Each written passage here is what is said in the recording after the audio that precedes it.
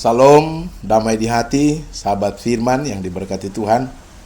Kita jumpa lagi pada pelajaran yang keempat pada minggu ini. Saya akan berikan keterangan singkat tentang pelajaran ini, dan saya yakin saudara-saudara akan lebih banyak menambahkan untuk kita dalam mempersiapkan diri pada diskusi yang akan datang. Judul pelajaran kita adalah bagaimana Tuhan menyelamatkan kita. Ayat inti Efesus 2 ayat 4 dan ayat 5 firman Tuhan. Tetapi Allah yang kaya dengan rahmat oleh karena kasih-Nya yang besar, yang dilimpahkannya kepada kita. Ayat 5, telah menghidupkan kita bersama-sama dengan Kristus. Sekalipun kita telah mati oleh kesalahan-kesalahan kita, oleh kasih karunia, kamu diselamatkan. Nah, saudara, sahabat firman, kita perhatikan pada pelajaran rohani yang pertama sampai yang ketiga kita bahas tentang kitab Efesus pasal 1. Nah, kita akan berpindah pada minggu ini pada pelajaran 4 dan pelajaran 5 kita akan bahas tentang Efesus pasal 2, kitab Efesus pasal 2. Dan pelajaran keempat ini kita bahas dalam Efesus pasal 2 ayat 1 sampai ayat 10. Nah, sahabat firman, saya akan berikan keterangan menyangkut dengan ayat 1 sampai ayat 10. Dan mari kita mulai akan firman ini. Kita buka di dalam Efesus pasal 2 ayat 4 sampai ayat 10. Saya beri judul adalah Tetapi Allah. Nah, saudara perhatikan di dalam ayat yang keempat, kata tetapi sangat penting. Mengapa penting?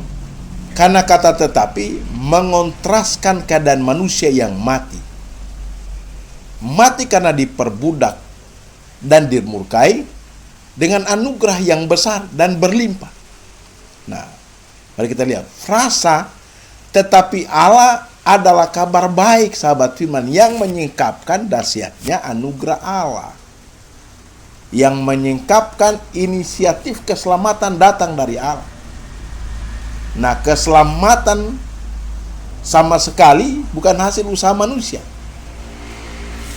Allah bertindak menyelamatkan manusia. Pertanyaannya, sahabat firman, mengapa Allah bertindak untuk menyelamatkan manusia? Nah, Allah menyelamatkan manusia untuk menyingkapkan rahmat-Nya yang kaya, ayat 4. Yang kedua, untuk menyatakan kasih-Nya yang besar, di ayat yang keempat. Yang ketiga, untuk menyatakan anugerah-Nya yang berlimpah-limpah, ayat yang ke-7 dan ayat 8. Dan yang kelima, untuk mengungkapkan kebaikan-Nya, ayat yang ke-7. Pertanyaan berikut, apa yang dilakukan Allah bagi manusia? Yang dilakukan Allah, kita dapat dalam ayat yang kelima, Allah menghidupkan manusia. Yang keenam, ayat keenam, Allah membangkitkan manusia. Yang ketiga, Allah memberi kita tempat di surga, ayat yang keenam. Nah, sahabat firman, ketiga hal ini terjadi melalui dan di dalam Yesus Kristus. Tanpa relasi dengan Kristus, tidak mungkin kita mengalami betapa dahsyatnya anugerah Allah, sahabat firman. Nah, untuk menegaskan hal ini, Paulus mengatakan bahwa keselamatan hanya terjadi oleh karena iman. Tanpa iman, tidak mungkin seorang mendapat keselamatan. Agar lebih jelas, sahabat firman, Paulus menyatakan bahwa keselamatan bukan hasil usaha manusia, ayat yang ke-8. Bukan hasil pekerjaan manusia, ayat yang ke-9. Semuanya adalah anugerah Allah yang diterima melalui iman pada Yesus. Bahkan Paulus mengatakan, sahabat firman, bahwa iman pada Yesus juga adalah pemberian Allah, ayat 8. Sehingga sama sekali tidak ada bagi manusia alasan untuk memegahkan diri, untuk menerima keselamatan. Manusia tidak perlu menyiksa diri, sahabat firman. Tidak perlu membangun kesalehan, sahabat firman. Tidak perlu mengumpulkan kebaikan. Hanya iman pada Yesus yang menyelamatkan. Sangat sederhana, bukan, sahabat firman? Ya, keselamatan begitu sederhana sehingga banyak yang tidak mau menerimanya. Mereka berpikir bahwa keselamatan yang begitu sederhana harus dilengkapi dan disempurnakan dengan berbagai jasa dan perbuatan manusia. Tetapi Paulus menegaskan sahabat firman bahwa keselamatan diperoleh hanya oleh iman pada Yesus. Mari kita lihat Efesus pasal 2 ayat 1 sampai ayat 10. Ada dua topik atau dua judul. Yang pertama, kedudukan rohani di dalam Kristus. Mari kita lihat. Setelah Paulus menjelaskan kekayaan rohani kita di dalam Kristus, Paulus menjelaskan dua hal. Yang pertama, kedudukan rohani jemaat di dalam Kristus, dan apa yang Allah, yang kedua, dan apa yang Allah perbuat terhadap orang-orang Yahudi dan non-Yahudi. Dan Paulus mengungkapkan apa yang telah diperbuat Allah bagi orang berdosa.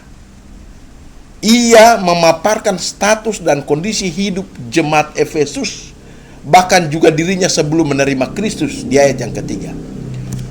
Paulus ingin sahabat firman agar jemaat makin memahami perbedaan tajam antara akibat dosa dan akibat anugerah. Jemaat yang hidup di luar Kristus memiliki kehidupan rohani yang kosong, sahabat firman, dan hidup dalam ketidakberdayaan menghadapi dunia.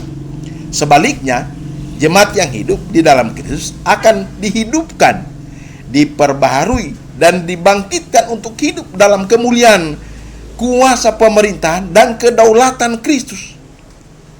Nah, pada bacaan ini pasal 2 ayat 1 sampai 10, Paulus menjelaskan tentang status dan kondisi orang-orang Yahudi dan non-Yahudi yang berseteru. Melalui kebangkitannya didamaikan dan dibangun menjadi bait Allah. Ayat yang ke-11 dan ayat yang ke-22. Nah, sahabat firman, keajaiban anugerah Allah telah mengeluarkan kita dari kubangan dosa yang dahsyat dan ditempatkan dalam ruang takhta kemuliaannya. Tepat sekali bila kita dikatakan bahwa orang yang hidup tanpa Kristus sebenarnya mati. Keberdosan dan dosa perbuatan mematikan dalam arti mencemarkan hati, menggelapkan pikiran, melumpuhkan kehendak, dan akhirnya menjerumuskan orang ke dalam kebinasan.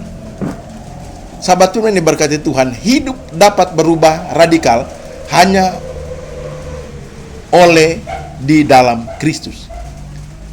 Hanya di dalam Kristus, Kristus mampu mengubah seluruh hidup lama kita yang cemar oleh dosa menjadi suatu ciptaan baru, berciri kemuliaan ilahi. Di ayat yang ke-10. Judul yang kedua di pasal 2 ayat 1 sampai 10 adalah karena anugerah. Nah, sahabat firman yang diberkati Tuhan, status jemaat Efesus di dalam Tuhan telah berubah. Dahulu mati disebabkan pelanggaran dan dosa-dosa, ayat 1. Sekarang dihidupkan bersama-sama Kristus, ayat 5. Nah, kondisi mati yang dimaksud Paulus adalah mengalami keterpisahan dari Allah serta tidak dapat menghargai perkara-perkara rohani karena pikiran mereka gelap. Mereka menaati iblis dengan mendurhaka Tuhan. Akibatnya mereka dimurkai Allah dan menuju kebinasaan. Paulus juga mengakui bahwa orang Kristen Yahudi pun dulu sama saja dengan orang Kristen asal kafir, karena mereka hidup di dalam kehendak daging dan pikiran yang jahat, ayat yang ketiga.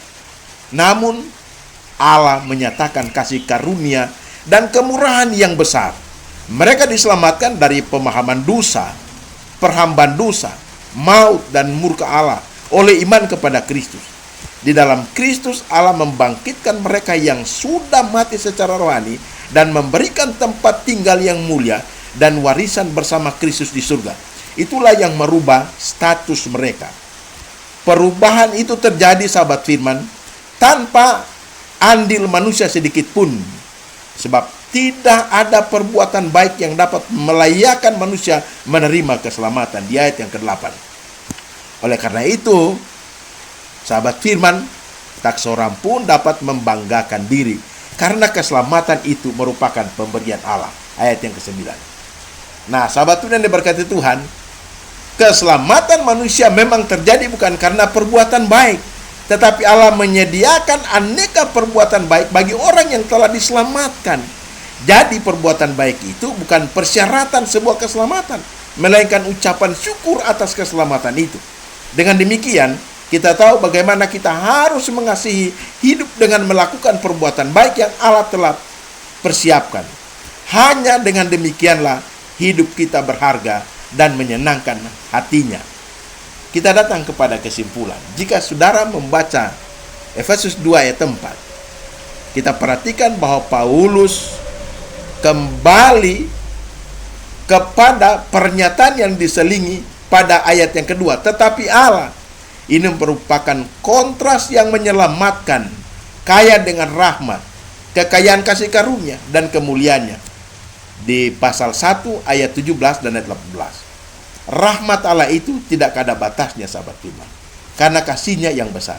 Harafiannya, karena kasihnya yang besar yang dengannya Dia mengasihi kita. Alkitab berulang kali menunjukkan bahwa kasih Allah kepada kita, bukan kasih kita kepada Dia, adalah lebih penting. Di dalam 1 Yohanes 4 ayat 9 ayat 10. Poin yang kedua, jika saudara baca di dalam Efesus 2 ayat 4 sampai 6, keadaan menunjukkan keadaan kita sekarang. Pasal 2 ayat 4 sampai 6. Nah, ingat sahabat firman bahwa firman Allah penuh dengan kontras tajam antara ketidakmampuan manusia dengan kecukupan Tuhan. Poin yang terakhir, keselamatan melalui Kristus adalah kasih karunia. Di dalam paragraf ini, Sang Rasul mengemukakan tentang keselamatan manusia karena kasih karunia Allah dengan menunjukkan keadaan kita pada masa yang lalu, sekarang, dan pada masa yang akan datang. Tuhan Yesus memberkati kita. Amin.